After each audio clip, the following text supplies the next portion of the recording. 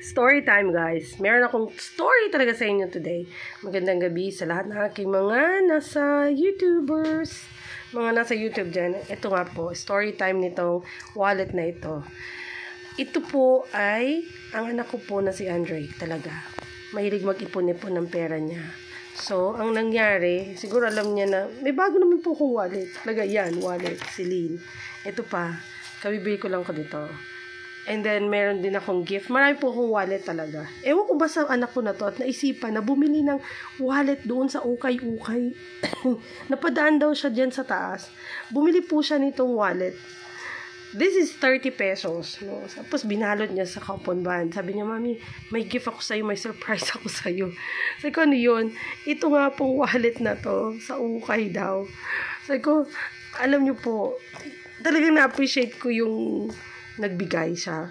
Pero tingnan niyo naman yung pagbenta na ng ano na to. Parang, ko anak, sayang yung 30 pesos. Pero dahil naalala mo ko, sige, okay na lang. Luman-luma na po talaga siya. Kumbaga sa amin, pamigay na lang. Sabi ko, talaga itong anak na ko na to, itatago ko na lang po. Baka swerte, di ba? Yan. So, yung 30 pesos niya po, dito napunta. Ayos pa naman yung loob. Kaya lang, yung labas po talaga, yung pinaka-ano, ayan, ano na siya, sira na, yung mga natastas na ba, yan. Ito pa, wala na siyang beauty, yan. Kung ano ba to, yan, sira na po. So, nandyan yung 30 pesos niya, tapos sabi niya, Mami, gift ko sa'yo. So, salamat anak.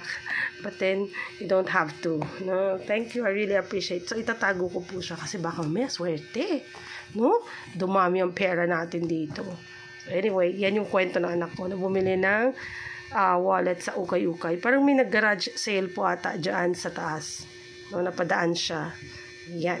Okay. So, thank you guys. Thank you po sa pag-subscribe. Thank you very, very much.